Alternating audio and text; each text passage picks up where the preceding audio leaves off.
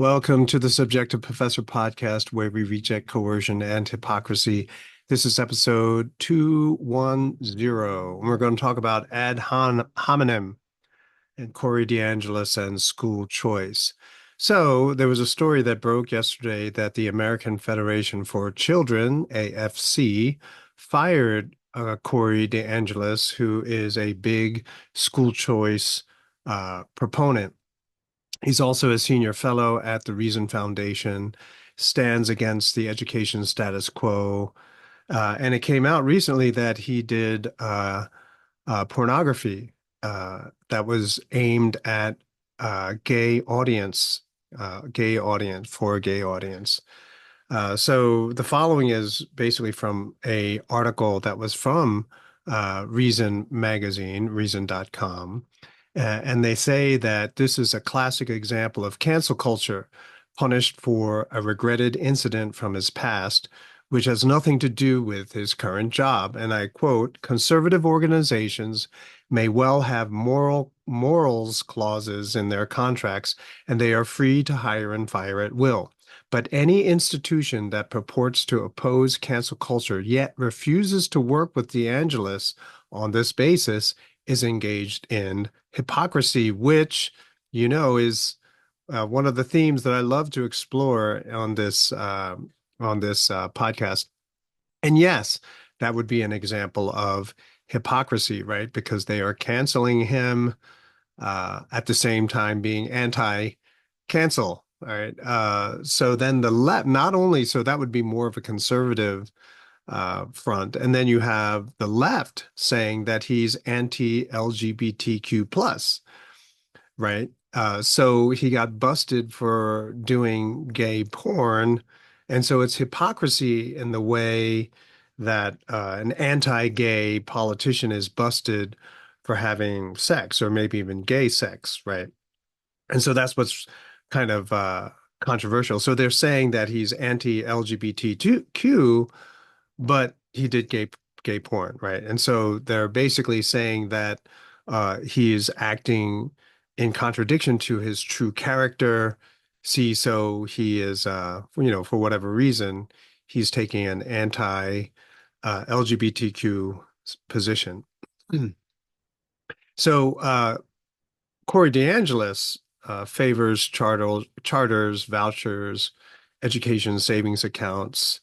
And so a lot of people on the left will say that this is evidence of being anti-LGBTQ, right? Because those people who favor charters, vouchers, education savings accounts, they want to leave the public schools, which are teaching pro LGBTQ material, and a lot of these charters and schools which accept vouchers and education savings accounts, don't include those kinds of curriculum.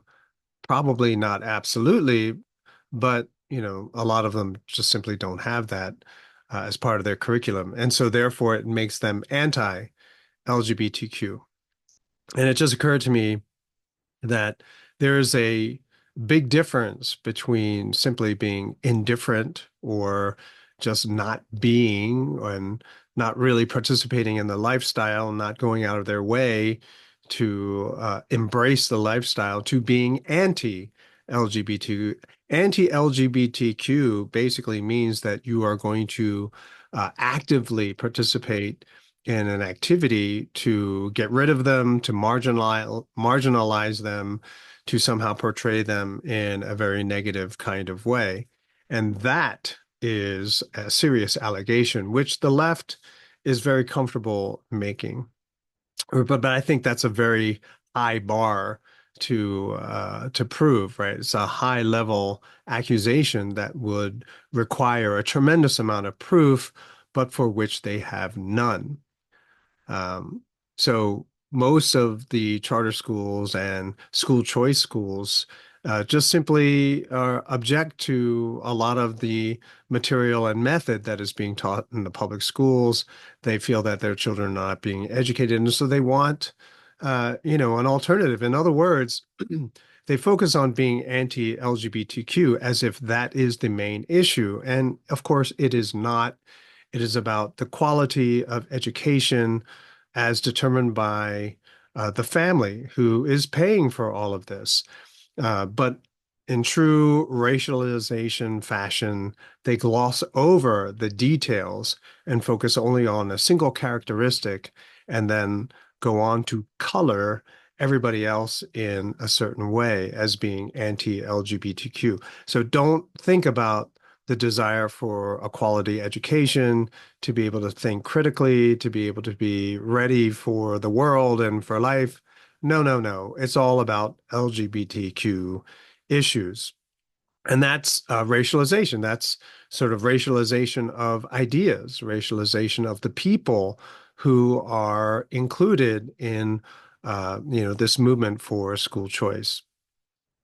So coming back to Cory DeAngelis, so that's the article pretty much, and my comments on it. But coming back to Cory DeAngelis, it's basically what the left is engaging in, and some people on the right. They're attacking his character, not the ideas that he's advocating. So he loses his job because of his past choices, but they're not really attacking him, right? It's the left who are all about opposing fat shaming or slut shaming or, who are against shaming, but they use ad hominem arguments, right? And hominem is an attack or an argument that appeals to the prejudice or feelings or irrelevantly impugns another's character instead of addressing the facts or claims made by the latter. In other words, you're going to attack the person, not the ideas that they are carrying. So people pointed out as an illegitimate way to debate or to argue or to have even a discussion. But when it is convenient, when it works in their favor, they're going to engage in ad hominem, right? Sometimes I mess up that pronunciation of the word. I'm really sorry. Anyway, um, so for example, you shouldn't look at a person's history, life history, uh, that would be Kamala Harris, for an example. And then when people try to take a closer look at her family, like why doesn't her family make news appearances? Why doesn't her father or her mother, where are her childhood pictures, etc.? And then people say, don't look at a person's history, right? So when it works in their favor, they want you to look at the person's character.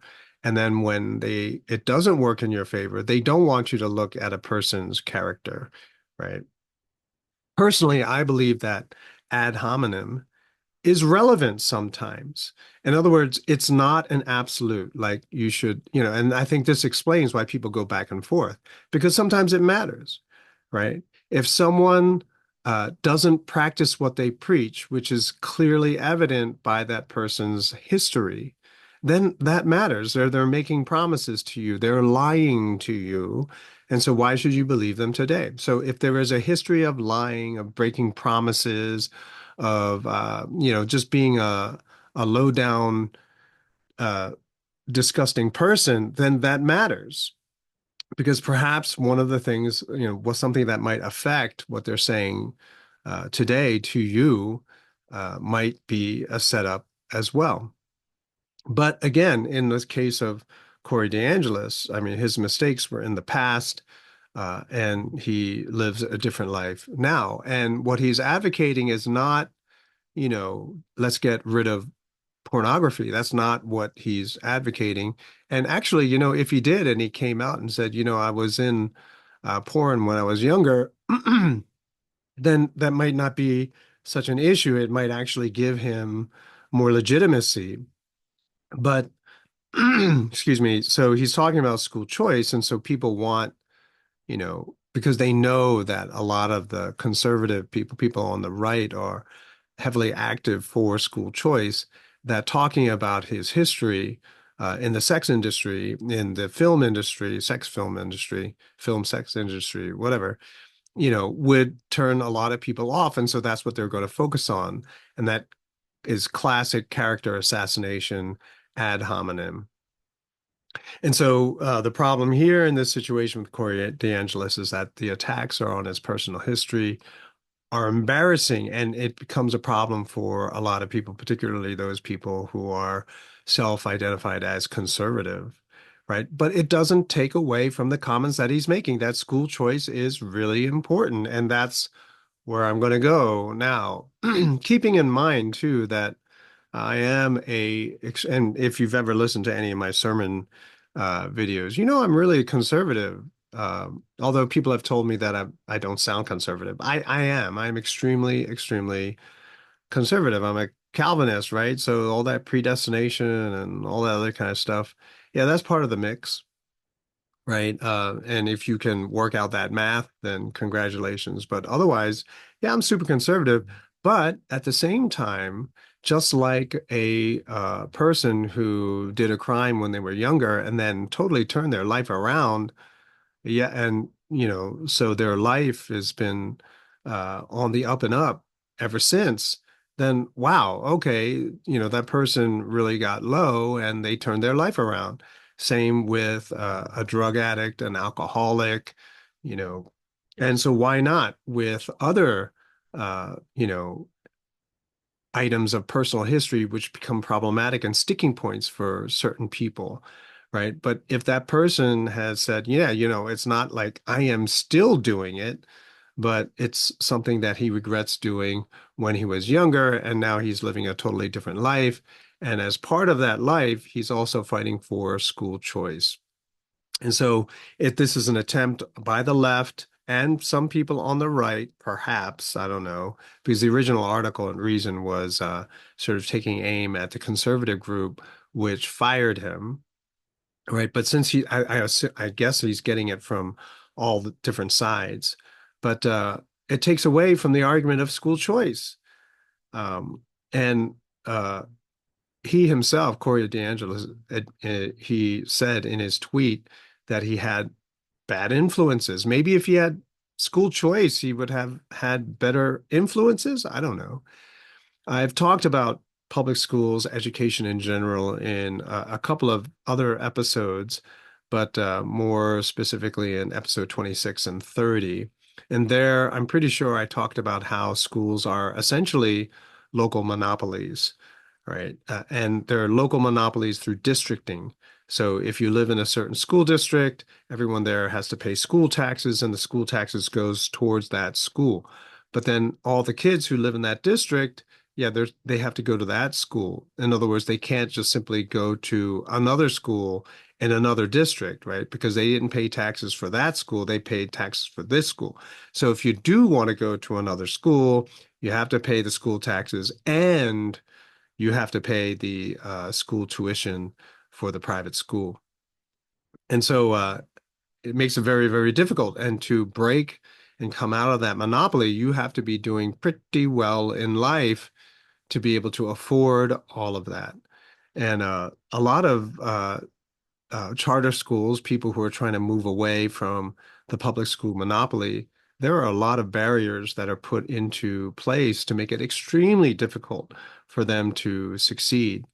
So the city where near where I live, the school district is awful. It's terrible. And so there are a lot of charter schools. There are a lot of private schools, but they are all controlled and governed by the rules of the public school system. The rules which basically made all of the public schools bad schools. The bureaucracy that is in that school system is trying to ruin the private school startups as well. I'll give you an example how they do that by passing all these new rules to make it much, much harder for charter schools and private schools to survive.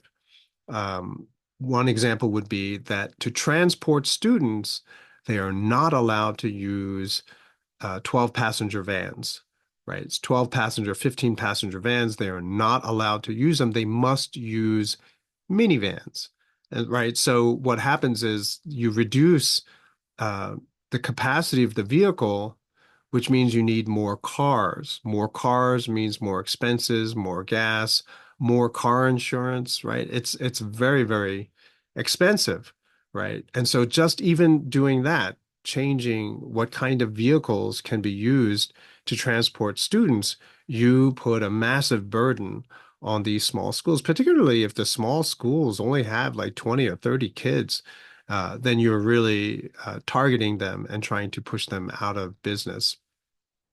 So, public schools are essentially local monopolies through districting. People try to exercise some measure of choice, but often particularly in large cities, to get some government dollars, federal dollars, state dollars, they fall under the control of the public school system, which basically drags them back into, the downward spiral of all of the original public schools. So having choice, even homeschooling, means competition, right? So you could have homeschools competing against public schools, and all things considered, the public schools would hands down beat the private schools, homeschools, including homeschools, by a very wide margin. They shouldn't have to worry about that kind of competition. Right, which means that it has nothing to do with the education. It has more to do with controlling the narrative. Just like in mainstream media, just like having a uniform faculty at a university, right? They need to control the narrative. Everyone must be saying the same message so that everyone is brainwashed and socialized to believe the same exact thing, right? And so, uh, but if we did have school choice, then if we only focus on the quality of education, it means competition, right? It means that the pricing that smaller schools, private schools can charge is based on many, many different factors that they must consider and weigh, as opposed to public schools, which just basically raise people's taxes. Right. And so if you need certain kinds of programs, then you're going to raise their taxes to be able to pay for it. And you're going to do this even if the school district's performance is really low. Now, the district where my kids went, they literally did this. They built housing for over 55, right? So over 55, uh, you know, living accommodations, which sort of guarantees that there are going to be no children, but they still have to pay the school tax, right? So they're hoping to get all these people paying more in school taxes on very expensive homes, but not having to service more children. And this would allow them to have a better pay scale for their teachers, et cetera. And so you're going to have all these extra expenses, but really doesn't affect the quality of the education.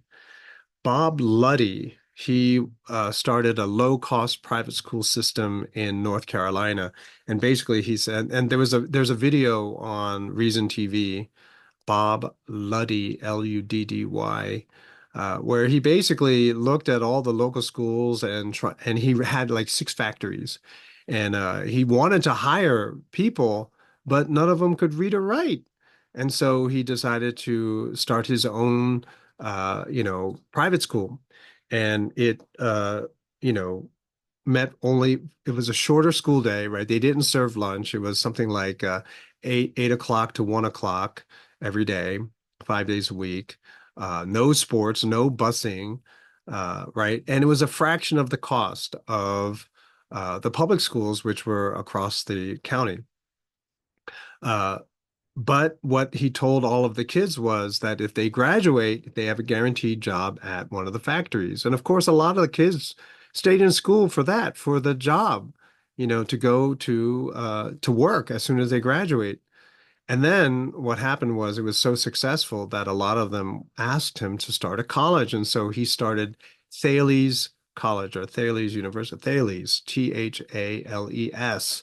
I wish I lived in North Carolina. I would apply to teach there, but I can't. So anyway, and so there you have that kind of situation where if you accept zero money, and just start from the ground up, you can create a wonderful learning environment which leads to guaranteed employment upon graduation, which most universities cannot promise. Most schools cannot promise either. uh, this kind of specialization of education, you can kind of get a glimpse of, like, through school choice means that you'll have more and more schools focused on certain specializations. Korea is not a perfect, is far from perfect, but they introduced a sort of school choice, right? Why make everyone have to study calculus if only a few people are going to go into occupations which require calculus? And so, high school, they started allowing students to choose according to their career path. Medical school, right? And so, right out of high school, you're accepted into medical school. Or if you're not thinking about university at all, you're thinking about professional sports, well, then you go to the high school that will train you through high school to go into professional sports, right? And so, it's not a perfect system. And if obviously, if you go to a sports related high school and you get a injury, I mean, now what do, right? You haven't focused on studying at all.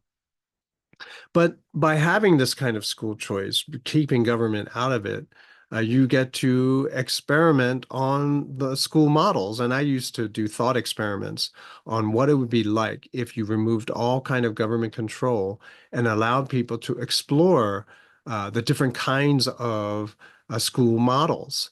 I mean, you can even set up private tutors, especially for the uber wealthy, all right? So private one-on-one education for child actors, right, who live on the set for, oh, circus performers, right? I had some kids who were students at in college who were circus performers, and they said that they had teachers who would travel with the circus to give them their schooling.